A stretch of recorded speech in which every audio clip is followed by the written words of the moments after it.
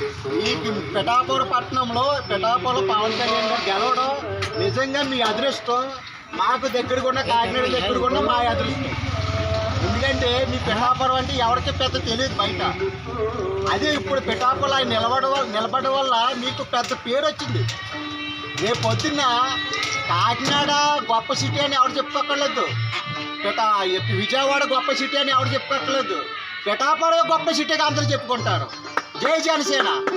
కాబట్టి మీరు అందరూ గుర్తుపెట్టుకోండి, ఒక్కరు 10 మందితో ఓట్లు వేయించాలి. ఇలాంటి అవకాశం దేవుడు మళ్ళీ మనకి ఇవ్వడం. బాబా రాయిపెట్టు, బాబా రాయిపెట్టు.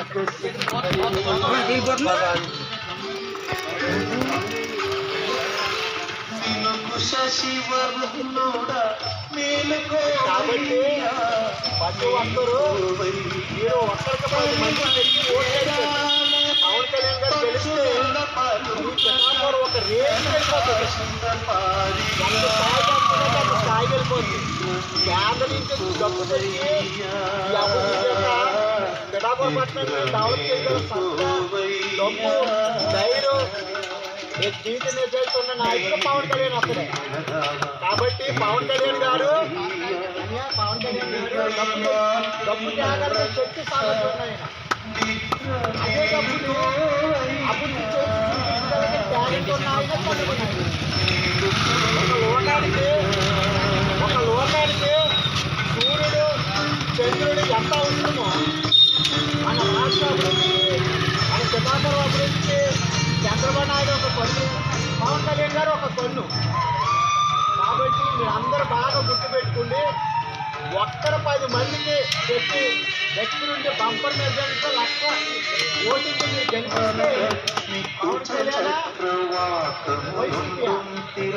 పవన్ కళ్యాణ ఇక్కడ ఉన్న వంగేశ్వర పవన్ కళ్యాణ్ గారా పిఠాపురం ఉన్న ప్రజల 10 ఓట్లు చెప్పుకుంటారు. దయచేసి మీ అందరికీ బాబా, మీ అందరికీ వికలాంగులైనా కాకినాడ ఇక్కడ మేము డాక్టర్ గారు గంగాధరు శివశంకరు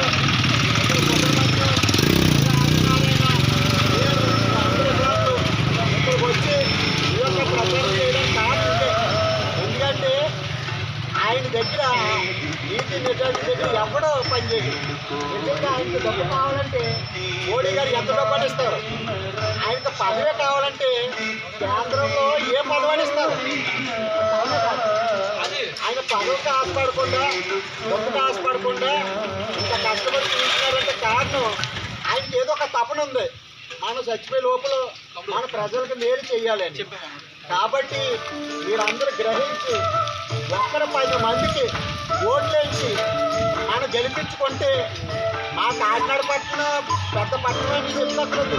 రేపు పొద్దున మీ పిఠాపురం దగ్గర మా కాకినాడ పట్టణం ఒక కీడు బొమ్మలా కనిపిస్తుంది, ఒక దిష్టి బొమ్మలా కనిపిస్తుంది. కాకినాడ పెద్ద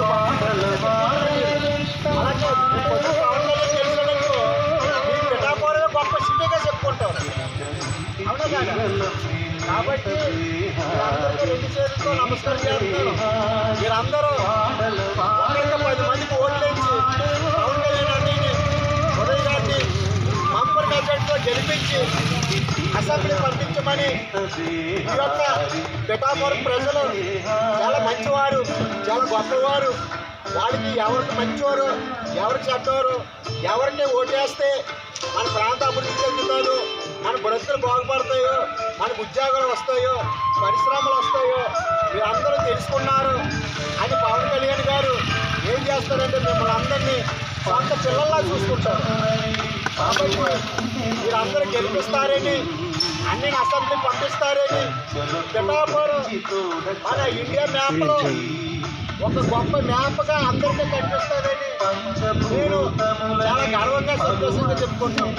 ఈరోజు శ్రీరామనాథ్ దయతో ఆ రాముడి దయతో పిఠాపురం పట్టణానికి వికలాంగమైన రావడానికి ఆ రాముడు సహాయం చేశాడని